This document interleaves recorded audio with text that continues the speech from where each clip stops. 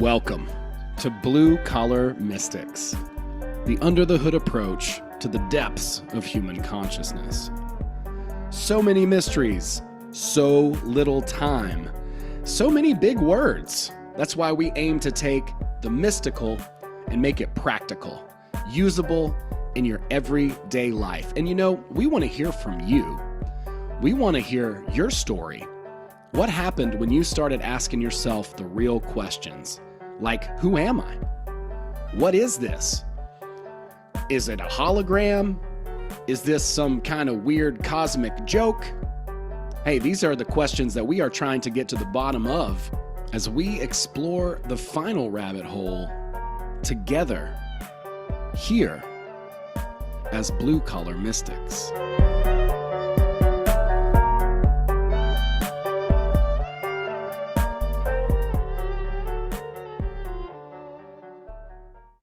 All right. Welcome to the show, everybody. Another episode, and this one is long overdue. I'm ecstatic to be able to talk about some of this stuff and see really where this goes. But I got to meet this fine gentleman of just sheer muscle and brilliance and spirituality last year in person, and he dunked me in an ice cold bath, and he took us all into some breath work. And I had been doing some of the Wim Hof stuff. Haven't even talked about breath work on this podcast, which this will probably be a fantastic conversation about it. And I can personally verify to the effectiveness and some of the strange experiences that I would consider to be very mystical from just breathing out of the holes in my face. And so today I am pleased to welcome Brandon Powell to the show. Welcome, my friend. Oh, thank you, brother. Thank you very much. We might have to get into the pimp book too, just a little bit, because we did talk about that. But I really wanted to just talk to you today a little bit about how you got involved in breath work with Wim Hof. Just tell people a little bit about your background and how you got involved in this stuff. Well, yeah, I mean, I got introduced to Wim through Stan Lee's Superhuman show back in, I mean, who knows, before my children were born, and so anything back then is a blur. But ultimately, I saw him on TV, and years went by, and I heard about him again, and I was very interested in seeing what his methodology was for what he was teaching. You know, he has a system based on cold exposure, and there are the fundamentals of breath work and mindset training that go along with this type of extreme cold exposure. And so I recognize it as something intense and interesting. My background is in martial arts. That's when I say my background, it's just what my profession is at the moment here. I'm teaching martial arts for the last going on about 17 years I've been teaching. And we, you know, in practice, especially with what I do, we bring in a lot of like maybe we call it cross training, different methodologies that represent something that seems like it can connect. So for my style of martial arts, we the practitioners quite often will look outside of the style to better themselves in the style, right? So I do Brazilian jiu-jitsu, or just jiu-jitsu, and ultimately within that grappling style, there's always ways that you want to make yourself a better performer. So Wim Hof seemed like this really interesting thing, and then I got I became a one of his internet students, like a lot of people. And I might have been one of the first. I was in there really in the beginning with his method, and then he decided to do an international instructors course, and we found out about it. I say we, myself and one of my friends, and I became one of the first international instructors under Wim. I went and trained with him in a few various places, and amazing time. I got caught up in him. He's a tremendous character, and and he has a great mission, and it's nice and simple. And as a coach and somebody who's been teaching and working with various people, from people who just want to be hobbyists in something to people who want to be professionals, um, you know, like I said, we're always trying to bring tools. Well, this was just such a powerful, potent tool. The simplicity of training the breath and the way that we do it, and utilizing the cold as a really powerful tool. And so bringing these elements together, and then by virtue of doing these things, you have to have a specific intention, and you have to work with mindset. So it's very important that um, you train your mind essentially as a piece of this. So those are the three pillars. And Wim is a intense guy. He's done a lot of crazy challenges. That's what made him famous. I say that's what made him famous, but ultimately, really, what made him famous was the creation of the method. The method showed great results in the laboratory setting. So basically, what he was challenged to do, more or less, was to work with endotoxin and to take these intravenous injections, obviously, and um, you take the effects of E. coli essentially and implant them in your body, and then you try to deal with it. Well, there have been 1,000 plus, a high number of people had done this experiment, and pretty much all the same effects across the board. Then this one guy comes in and disrupts all that, showing that he can suppress immune function. um, this being that what the endotoxin is essentially it hits the body, and it makes the body think it has a pathogen, but really it's just an inert bacteria shell. So it's nothing there, but it hits the system, and your body responds like it has an invader. And so it sets off all the alarms. Well, Wim demonstrated that he could suppress that.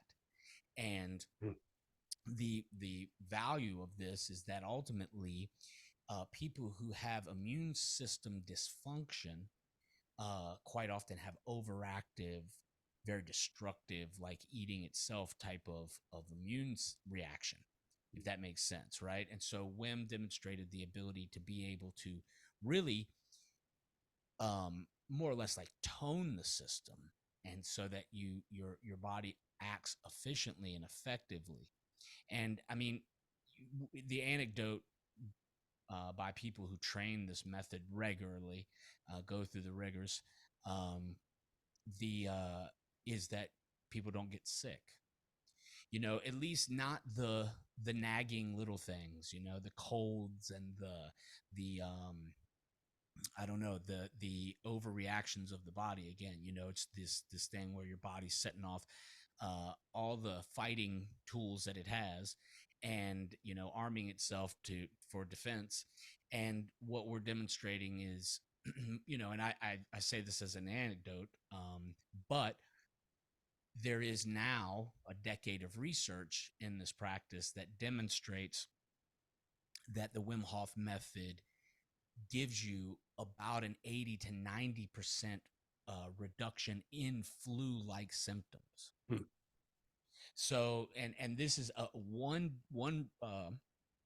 institute in the Netherlands, amongst many that have studied Wim, but one in particular has done it for over a decade now, and that's where Wim started, where the method started, and they have really created this, rigorous um, evaluation of the practice, and broken it down. And what they conclusively have said is that the breath work and the cold must be paired for the full effects of what we're doing. Okay. And so it's so anyway, it's validating Wim's understanding. I mean, Wim's not doing anything new.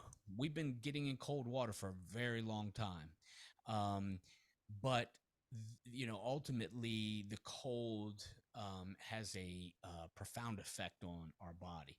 And we can obviously you know, go in that direction. What brought me to it was its effects. Mm. And it's one of those things where if you do the breath work, it's like, you're doing something. If you do the cold, you're doing something. So there was never a hesitation in my life where and as a person who really likes, um, the edges of extremism in ways, especially around physical training and just really engagement in nature. I like to do fun stuff, crazy stuff in nature. That's what I like to do. At least when I was younger, I spent a lot of time doing that type of thing, and that's something that's really evolved in my life now to more of a higher art form in the things that I continue to do and share with my kids and so forth. So it to me, I really fell in love with Wim. If I'm being honest, I love Wim. The system was what came first. So there was this effectiveness that I felt before I met Wim. I was doing his breath work and getting in the cold water. Well, once I got with him, then it just shifted. And so I don't really consider myself like a breath work coach, even though I have studied many systems of breathing. I'm pretty much a Wim Hof coach in regards to breath work, if that's and then I teach, or I should say I teach the method, but I pair it with my music. And so where, I bring kind of a unique side to it is the way that I create a setting for the breath work. You know what I mean? And Mhm. then, the breath work itself is very, very intense, right? Or it can go there if you want it to. And it runs a parallel to psychedelics. It runs a parallel to things that are very conscious altering. And so there's a whole aspect of the breath work in its exploration beyond its health benefits, right? It has its own health benefits, which is that we can trigger both aspects in the correct setting. With the breath work, we can trigger both aspects of our nervous system, and we're ramping up our parasympathetic and our sympathetic. Fight and flight is getting ramped up, and the resting, like, calm, centered aspect of our nervous system is getting ramped up. So both of these things running in running parallel, and also there's this contrast between them. Obviously, it's like an oscillation almost in the way that we do the practice, where we are aiming at getting adrenaline, because the adrenaline has all these effects. Now, you know, I'm going into the details before, maybe you asked the question, but I just was going to say that, you know, it's the breathing is very profound. It's very intense. You know this if you've done it. Mhm. And it has a specific physiological effect that we're trying to achieve through doing it. And by virtue of doing that, it gives us this very conscious altering effect, because it's organizing the brain, or I should say really taking the brain offline and allowing the mind to work without the filter so much. Mm. And so there's this a lot of things come forward in the breath work, that especially if it's like a first few times that you're doing it, it can have a purging effect, over the system there. And it's a sort of an intense way to clean the channels out and allow yourself the space, really, at this point, because you're trying to achieve these things, and by virtue of doing it, you get into these brainwave states that really put you in the perfect physiology to do something like meditate. Or so by priming yourself with a particular breath practice, meaning this one, you can put yourself into these states where meditation comes much easier. Mm. And I'm measuring meditation from the state of like a brainwave sense, like what are we actually looking at, if you're trying to wonder if someone's actually truly meditating, Mm. right? So anyway, you No, know, that's great. Yeah. yeah, And I share your passion for doing stuff outside. Like, I may not look like it, but that's really what uh, What are you talking about, man? I'm. You flanneled up with a beard? Right, I look like I Yeah, just yeah, yeah. You I just got, chopping wood out I back. What? got done. Yeah, You that's know? right. Yeah. but Uh, but yeah, I love being outside and doing like extreme sports. I spent years and years doing that. Like in Costa Rica, I worked as an outward bound instructor for a while, and Nice. then I've been a raft guide all over the country as That's right. well, Montana, West Virginia, and now here in Georgia. So yeah, I love that stuff. Adrenaline really kind of seems to be the name of the game, and a lot of Well, cold it's water. adrenaline plus dopamine. Yeah. So when the adrenaline is good adrenaline, and this is what I'm talking about revving up the both systems at the same time. So if you, for instance, the cold water offers you this. So if you were to get into the cold and get nice and calm in that scenario, right, where it's freezing cold water, but you're actually calming yourself down and until you are in a very adapted state to the cold, you experience this when 3 to say 5 minutes in, you're going to get a 250% increase in dopamine through the system. The adrenaline is already flowing. You get that dopamine release, and this is the natural high, but also the addictive side of things, right? So this is where adrenaline junkies are born. You know what I mean? Is in those spaces where it's basically you were trying to pull off something crazy and you did. Yes. You know what Yeah. I mean? And Big now, risk. yes, risk and reward. That's why I like the cold so much, because it's passive. I'm not going to kill myself, but my body thinks that I am trying to Huh. kill it for the first few minutes of every single morning. So I get Whoa. up out of bed and get right into that cold water, and my body's like, well, what the fuck? But that happens. It happens like, now in the state that I'm in, with having done as much as I am, that I'm completely cold adapted. So I can really get in cold water anywhere, and my body just knows how to basically turn on this very important organ, which is brown fat. And this is it's, you can think of it, it's turning on thermogenesis in general. So my body starts to create warmth. But the organ that I'm talking about, brown fat, is very interesting because this this is something in our evolutionary process has never left us, but yet is extremely important in the way of thermoregulation within the body. And it is the gasoline of the various types of fat in the body that ignites and basically creates, um, it creates the heat. And so when you start to train that, and you can actually increase that brown fat within the system, that whole that whole process, um it is like, something that connects us to nature. It's really hard to explain, but when you spend a lot of time in the cold or in the water, your body starts to get used to those temps, and you really recognize that we're designed to be able to do this and flourish. And interestingly enough, it keeps us very healthy. Hmm. So there's this thing, but at first you have to overcome the fear, and then you can really experience this whole thing. And so the cold is passive, but it's like the training of it is a is a it's a genuine reward system, because every morning you have to have the intention, because I don't care how adapted you are, if you're not ready for it, it's always going to be a shock. And so when you have to prepare your mind, and that's, you look at it, and as much as I do it every time before I get in, I have to think, okay, here we go. Yep. And I mean, and that's the beauty of the cold and the beauty of the training with it, because it will offer me that till the day I die. Training, in it, is that basically I'm going to always have to set the intention.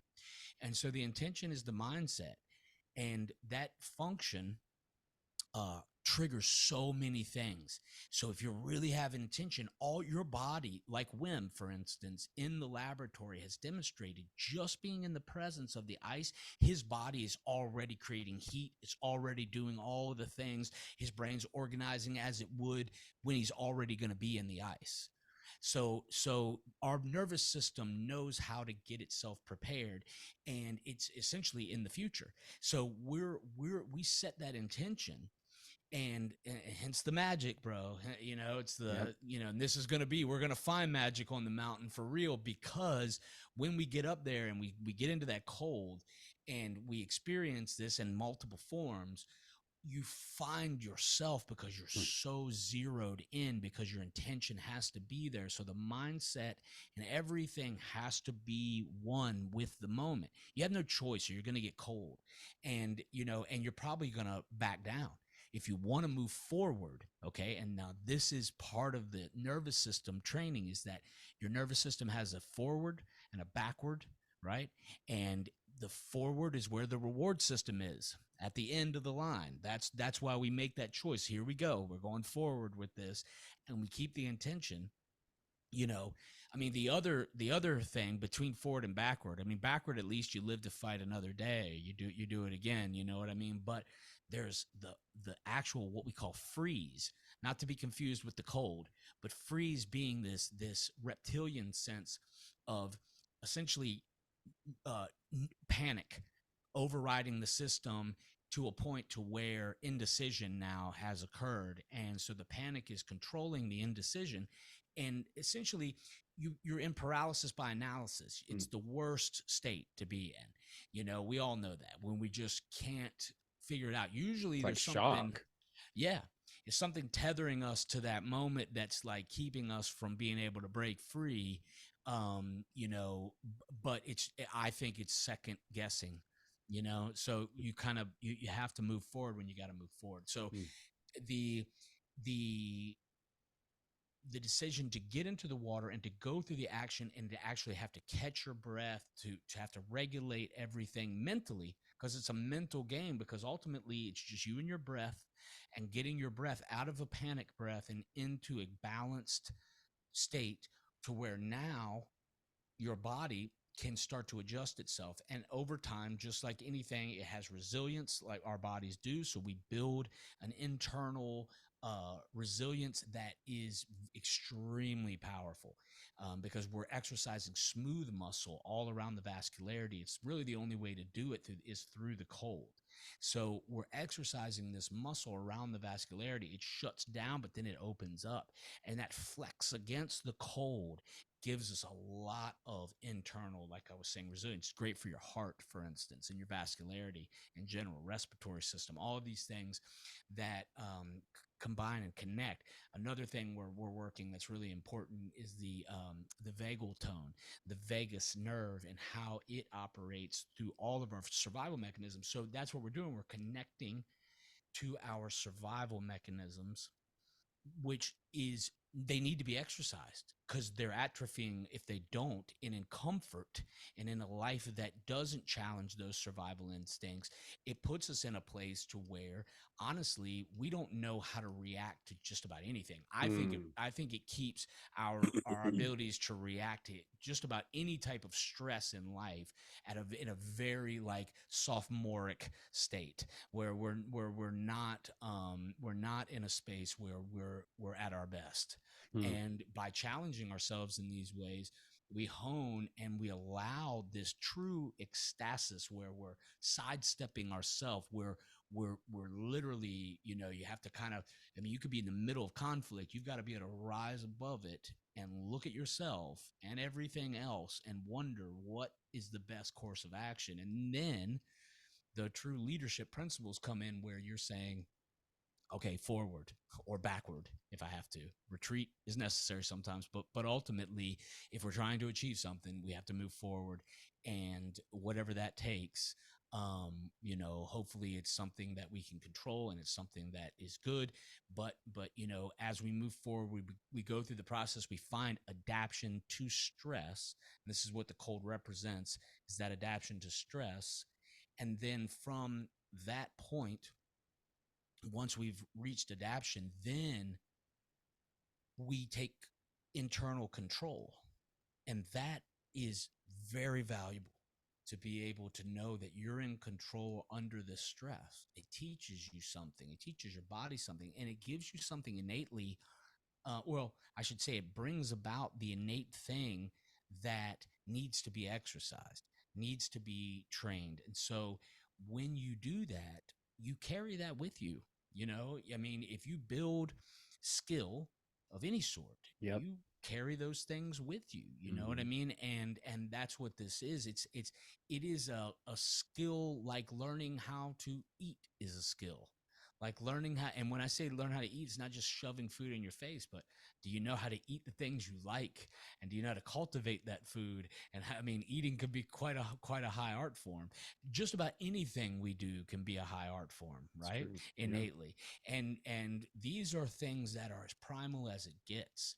Eating, the F's. What do you have? You have food, you have fighting, you have fucking, you have uh uh like the you have the feed and breed systems, right? So you have all of these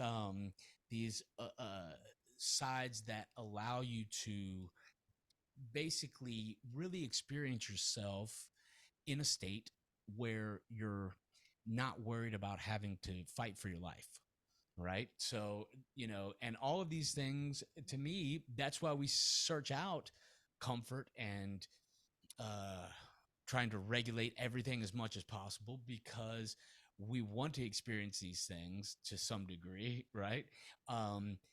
And you know what I'm saying is that there is ways to do it and get more from it, um, when you train your body to better deal with stress.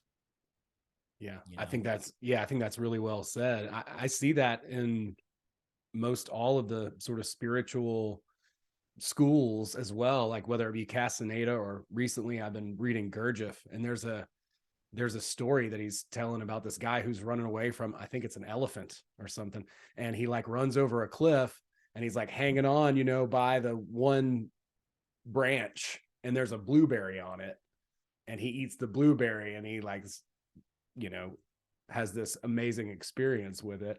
He tastes it, you yeah, know, right, yeah, right. he actually tastes it. So I think there's something to putting ourselves in these positions where, we're forced to move layers away and really see ourselves.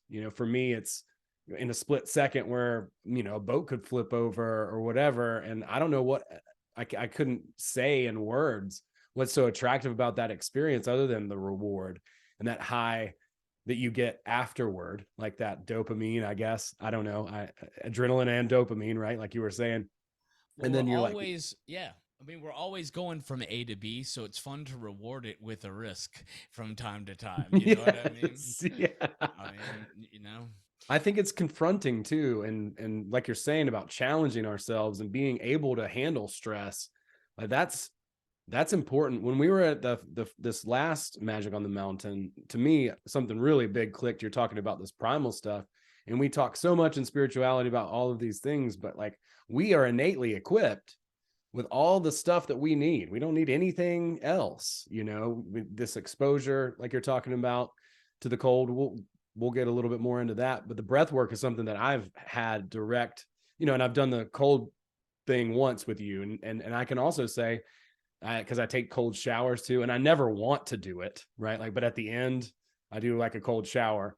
And when I first started, I was squealing like a little girl, like a teenage boy who hadn't hit puberty yet. I was like, ah! Like, and then I would start laughing at myself at how ridiculous I was acting. But especially with the way that you were teaching me to breathe, like slow your breath down. Cause like you said, you first get in there and then you kind of panic, right? And it's real easy to go like that, which you do not want to do, I guess. no, that's not. I mean, it's not that you don't want. I mean, you don't want to do it for long. You know, so when you look at the method of how we do the breath work and so Wim basically recognized the stress breath. I mean, because of by virtue of doing, his lifestyle and the things he liked to do, and then getting into the cold water, he recognized the stress breath. And then being that he is a very well practiced yogi, he, being versed in pranayama, he saw the breathing they're represented as well. And in other systems, there's the Tumo method, that's very ancient. There are basic breath practices, though, that come to, I mean, martial arts breath practices, and so forth. But he recognized that you could train this thing. And so he created his way of doing that, which makes it very unique, which is essentially using the stress breath and then recognizing that the breath, by virtue of breathing in this particular cadence, breathing fast like you would when you, exactly like you were saying, if you're in a stress breath, you're breathing fast. It's a deep inhale, shallow exhale, like this, Mhm. and what you're doing is you're blowing off CO2. Well, if you do this in a controlled way and not quite so fast, but in a way that's controlled and powerful, Mm. you are still blowing off the CO2, and by blowing off the CO2, you lower your CO2 and you suppress it. CO2 and O2 are different systems. Well, CO2 goes down, and what happens is your blood alkalinity by virtue goes up. So it spikes, so it becomes alkaline. So this is the only real way to alter your blood alkalinity is through breath work. Mm. And the slight influxes between, let's say, being an overbreather or an underbreather and how that affects blood alkalinity, which is very slight. Like when we talk, you're talking blood alkalinity numbers. We sit at about a 7.3 normally, and what we're saying is when you do the breath work, you can get it up to like an 8, let's say, and that is very alkaline. Okay, so it doesn't last for very long, but the alkalinity will regulate itself. It'll come back down. But the important thing is in the breath hold, when we go into this breath hold, we're training hypercapnia, which is low CO2, and then we train hypoxia, which is low O2, because by virtue of holding your breath, your O2 starts to drop way down. Now, the value of this is that you can create red blood cell. It's very similar, or you could say it's like an analog of training in altitude. So by holding your breath, you're essentially simulating altitude training. So we go into a or I'm sorry, a hypoxic state, which is low O2, and this happens within a few rounds. You really start to see the O2 drop each round, and then we do a recovery breath. We take a big breath in, so we do 30 to 40 breaths fast. Then we breath hold as long as we can on the exhale, and the exhale is always passive. And when I say passive, I just mean that we don't do a full exhale. So you let the exhale go, and you still have residual oxygen in the lungs. And then what happens is you you have this basically just pressure. Everything's pressurized but yet balanced. So you feel you can just sustain this hold, right? And every time, by virtue of doing an exhale, you train your or you bring online your vagus nerve. And so the exhale triggers the vagus nerve because the exhale is considered parasympathetic, meaning rest. And the inhale is what we consider sympathetic, meaning that when you take a breath in, think of it as when you're charging, like you kick your toe on a door. What do? You go, you take a breath in, and you create little compression, and that compression is actually a pain relief. So the reason we squeeze is because it's a natural pain relief. Well, we take advantage of all of these innate natural practices within the Wim Hof training. So we utilize these things to get the results that they offer us, right?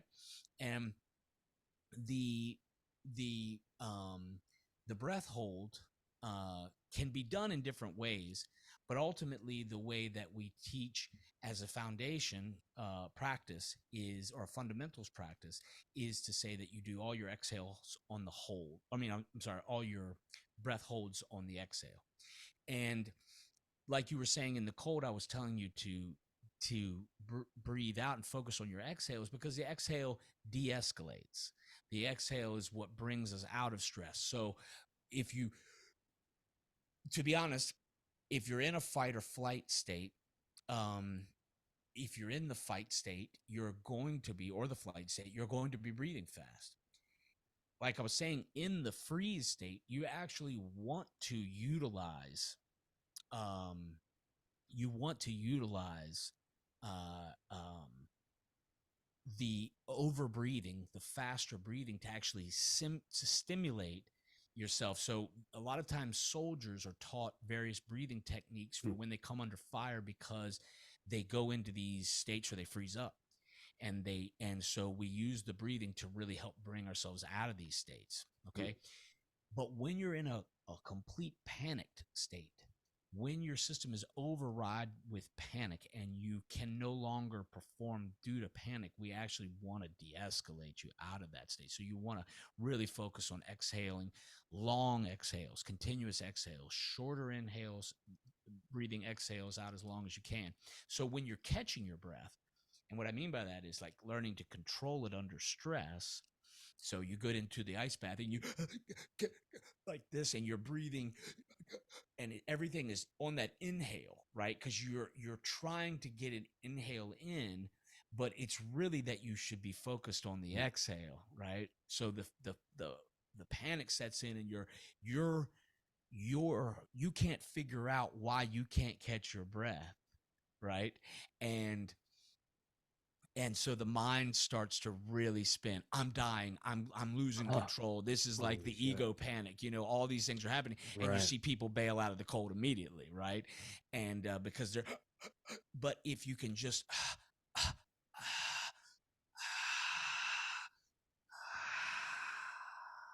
until you can go ah ah and then you get into that state. And when the and the vocalizations are very important, because the really stimulates the nervous system to go, I'm relaxed, I'm calm, Mm. I'm good, I can you know what I mean? And so that is all connected to the exhale, right? When you're in an state, when I say this, I just really mean that you're in this relaxed state. Even doing that, man, I swear to you, triggers, because I'm so accustomed to this type of training. I know how my body responds just by doing that right now, just by going, I can feel my body, my body's heat working, these areas of my body that are deeply connected to this. And this is why I know that the ancients were so onto it with understanding the chakra, and how it connects to intonation and the ways to really, because when you can just spend all your time in the woods vocalizing and dreaming about blue people or whatever, you can start to figure this stuff out. And it's, and we are deep. These are the things that deeply connect us to nature, that the walls cut off, that everything, the comfort, controlling the thermostat, everything that we do that cuts us off from our bodies having to adapt in these various ways, right? So I don't know. It's the exhale and inhale are at the foundation of everything. And I mean, they are what keep us alive, right? The breath is life. But it is the knowing how to actually work it in the moment that's so beneficial to our survival. And that's exactly what we train. Yeah, it's so cool, man. Yeah. Yeah. And getting doing all this stuff, like a lot of people are just like, because when I first heard about it, like take a cold shower, is like, I'm not doing that. Why would I do that? That sounds like a terrible idea.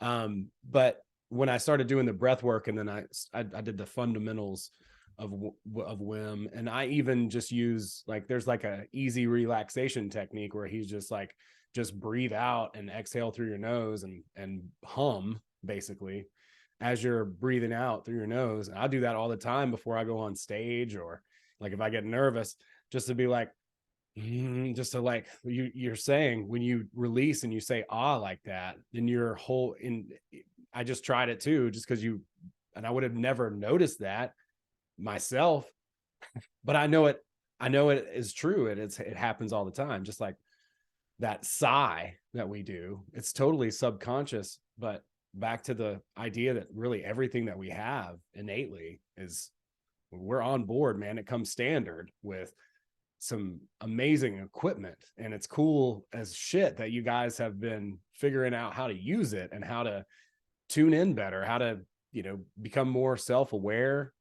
And what I mean, Well, tons of different. I think it's very innate, dude. We're an animal, and we do animal like shit Yeah. when we're in the right environment.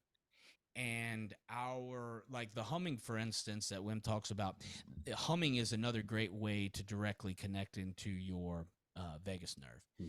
So breath work, singing, humming, um, all of these things, like the throat singing. This is one that's like in all cultures. You have these guys. Yeah. They use the throat, and the throat is. I mean, you could go to the Tibetan cultures or the Norwegian cultures, Scandinavian cultures, or Right. the. I mean, I could. It's in everything. Native American. You'll hear the throat or the tritone singing, like the Buddhists do, as just this very innate type of vocalization that seemingly, when you're in the cold, works great to generate heat. So I have a lot of people that want me to teach them how to do that kind of stuff, because they can see the connection, and they don't even really understand it. They just, man, I know there's something there, and that's why I say it's very innate. I was training. I saw a movie called The Ganges Blues back in, I don't know, man, long time ago. It's an awesome movie where this blues singer goes and learns how to sing in the traditional Tuvan Hmm. throat chants, right? Cool. Yeah.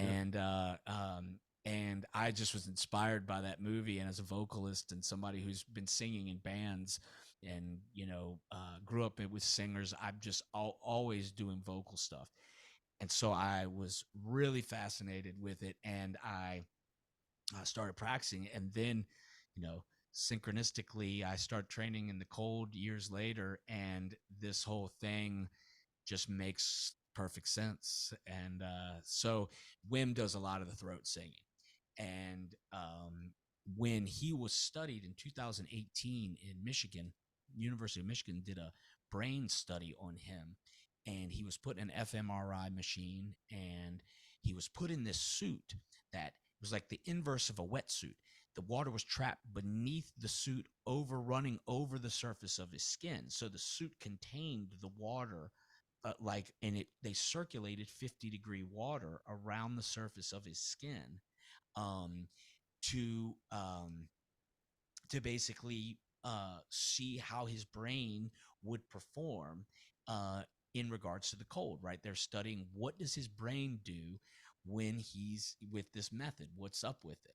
And what they found out was that he was he's there's some great science stuff on this on YouTube if anybody wants to watch like animations or whatever, but ultimately he tapped the periaqueductal gray aspect of the brain, and the survival aspect of the brain is deeply connected to our pain relief and or pain centers, right? So how we experience pain and Hmm. or the relief of pain, and interestingly enough, the areas of the brain that are connected to joy and love, and how this all interrelates, the idea of pain and joy and love, and how these things are all very interconnected, right? Hmm.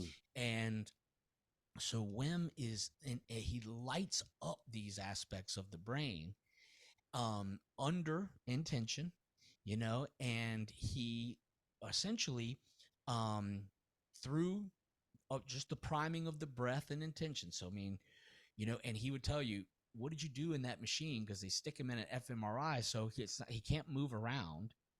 And he's generating so much heat. Basically, he controlled the surface skin temperature of his body for over 30 minutes in that suit, whereas everybody else, including himself, when he did not use his technique, just like everybody else, heat spikes and then it drops. Huh. Heat spikes and then it drops. It continuously does this, but it does this like on a decreasing level. So each time it spikes a little less, each time it drops a little more until you're just too cold, Right. right? And your body, your basically your internal temperature, you know what I mean, is dropping, and so that's where you're in a danger zone, right? So you essentially, so he demonstrated doing his technique that he could control surface skin temperature through the heating process. He was just creating this massive resistance to the point to where the water that feeds into the suit comes out of a reservoir, right? So it's just a chilled reservoir of water that then pumps into the suit, and then the water circulates all over the surface skin of it, all over his surface skin, from basically from neck to toe. And he started heating the water up into the reservoir, so they had to drop ice into the reservoir to keep the water at the steady temperature of 50 degrees. Bro, that's some Chuck So Norris shit right yeah, I there. mean, dude, Wim Hof eats Chuck Norris for breakfast. I mean, like, actually Wim Hof only eats one meal a day. So I mean, he's eating him at night. But I mean, no kidding though. It just goes to show, like, we are heat creators, man. We're also thermoregulators. That's what we're supposed to do. We're supposed to regulate our temperature, but the ability to generate warmth and heat is a tremendous part of our overall health, internal health care. I mean, it controls things like metabolism, and so the ability to burn calories. And one thing the heat, I should say the cold training really demonstrates is how effective it is in burning sugar. So this has great benefit for somebody who's dealing with like type 2 diabetes. It actually can make you so much more insulin sensitive that you could potentially get off of medication. We've seen this more than once, for sure. So the Wow. benefits of the cold are extremely powerful because it turns our body into a calorie burning machine. You'll want to eat more, and it will plant you in the proper aspect of the nervous system, which is the rest system, so that you are better prepared actually internally to eat. What most people don't realize is how imbalanced they are. So doing things like eating under stress, or none of this is good for us, right? We're meant, so when your mom tells you to cut your phone off at the dinner table, she's not kidding, man. You should just throw that shit out the window, because ultimately anything where you're generating stress for yourself while you're meant to relax and take full advantage of that is going to be detrimental Mm. to the natural cycles of exertion and recovery. Which is why everybody's searching for, how do I get more recovered? Well, you just do what you're supposed to do, really. And maybe you didn't know what you're supposed to do, which is why you find somebody like me. You Right. know what I mean? Like, or somebody who's training this stuff all the time, and they can give you some hints. And there's a lot of great science that's now coming out that supports all this, man. And guys like Wim Hof are extreme trailblazers in that. There are others as well, but I'm always been into the guy like Chuck Norris, who actually gets out there and proves that he can do it. The Bruce Lee, the fighter philosopher, and to me, this is all self-defense, which is self-empowerment, which is self-discovery. It's what I think is the real human, I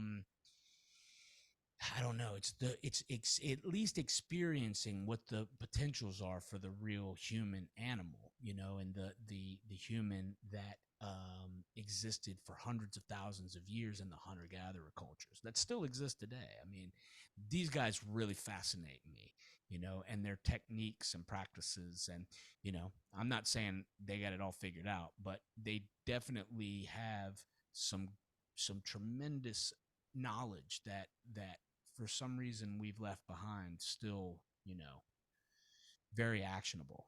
Yeah, it's fascinating, man. I love it. I love what you're doing. So what's a reasonable place for somebody who's just finding out about this to get started? What would you recommend? come to a retreat, man. Yeah. Come to a retreat. Come Yeah. to a workshop or a retreat. The retreats are immersive, and so when you get to experience, this type of stuff intermixed with just a great example of how to have fun, and how to enjoy your life. Wim's message is happiness, health, and strength, and that to me is what we're after, and so for me, get started by coming to a retreat and hearing great comedy, hearing insights from all kinds of workers, folks. I mean, that's what the blue collar is all about, man. I'm about as blue collar as you get. Right. I out of high school, man, I went straight into work, learning how to be a mason, and not not this kind of mason, but like Right. the mason of like Bricklaying Mason. well, Yeah. yeah, and stone was actually my Stonework. medium. Yeah, so I Yeah. got really into stone, which led me down a lot of paths, man. A lot of interest, Huh. started you mix stonework with weed, and then all of a sudden you're like, fucking pyramids, dude. What about fucking pyramids? You know what I mean? And Right. then it just yeah, it's like I don't think I could build the pyramids, and then it is you start to dig in, and yeah, I mean, that's come experience that, because what we're doing is much even more profound than anything we could really put into words. It's about the direct experience, which to me is Right. that's the shamanic thing, man. Yeah. It's like, Yeah. if you really want to have the magic, if you really want the magic, then you have to have the direct experience, because otherwise we're just talking about it. Right. And so we try to my job, I feel like, within our group, especially on that particular event, is I'm trying to help everybody gain the physiological uh, perspective of what you can do with your body in order to align it. And then, we have all of these players that are bringing in various insights on basically being better people. That's what we're all just trying to be better people, man. And there's a lot of great tools, and life is magic. Life is the deepest of all deepness, and it is the synchronicity, it is the everything. And most people put blinders on and live in an existence where they're so specialized, so compartmentalized, they're not seeing the bigger picture. And so going out there and getting expansive in a place like Mount Shasta, where you can, stare into infinity in various ways, we'll make sure of that, then you're going to gain much more than some sales pitch can do for. I mean, Right. I mean, it's just living, but living intentionally in a way that is very powerful, and that's what magic is about. Yeah, man, that's really well said. Yeah. Um, People need to experience themselves. It's an interesting thing to say, or like even hear yourself say, but in my case, like I didn't even, things are so close to us, back to this sort of realization that all of this equipment is just on board already. We're ancient technology and incredible, but we just need to learn about ourselves, experience ourselves. And what you do is incredibly profound for that. So thank you for doing it and sharing what you do. I'm Oh man. Well, I mean, I love what the whole thing would and man, I'm a huge fan of comedy. So having your energy there, keeping the levity. I mean, to me, truth and comedy run hand in hand. So if you can't laugh with it, or at it, or around it, it's not the real shit. Yeah. I mean, it's the bad. It's not. It's the bad stuff. All all the bad guys, they're never funny, right? You know what I mean? Like, I mean, maybe the Joker, but then that's where you find the anti-hero, and that's where you find that dichotomy. It's like, once you start getting funny, then you start hinting at the truth, and it's just the way that it goes, man. So I love the energy that we bring up there. We had a blast last time. It's going to be way better this time because of the space, the Hmm. environment, the Yeah. setting. The setting is crucial. Shasta is gorgeous. We're going to have great weather. We're going to have the ability to experience microclimates where we'll be, in some places that are warmer and in some places that are colder, and the crowd always brings the best warmth, and that's really what it's all about. It's just the creating that communal connection. Dude, that's awesome. Yeah, I'm excited. I'm ecstatic. I can't wait. I can't wait to hang out. And yeah, we got to plan something else since we're so close in distance. I'd love to take you down the river sometime and be a lot of fun. Oh, absolutely, man. Yeah, well, let's talk about that off air and For make it sure, happen. for sure. Yeah, man. Well, just let everybody know where they can find you, and definitely everybody, you should come and hang out with us because it's going to be incredible. What Brandon brings to the table is fucking unreal. He's exactly right in everything that he's talking about, and their science just keeps piling up to prove everything that you guys have been exploring, which is awesome. It's incredible. But yeah, let people know where they can find you. Well, easiest way to find me is either through the Wim Hof Method site, which is wimhofmethod.com. And if you go to the North American instructors, I'm right at the top there. So it's easy to find me. I am one of a few level 3 instructors. We're all ambassadors for the brand. And it has a whole, all my stuff. So in relation to what we're talking about today, the wimhofmethod.com, you can also find me at onPhyr onPhyr.com. So that's onPhyr.com. And my Instagram is Brandon Powell 396. The Vortex, no, it's not the Vortex, but if you follow Brandon Powell 396 on Instagram, you will find a link tree to all my events.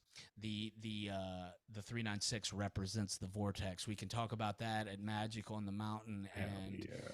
the get into the real stuff that we can't quite bring out yet here on air. So let's do it. Dude, I'm stoked. Yeah, thanks so much for taking some time with me, folks. Uh, thanks so much for listening to this episode. Come hang out with us, come experience this. It's incredible. It will change your life. And yeah, man, I'm looking forward to it. Thanks for hanging out with me for a bit, bud. Yeah, man.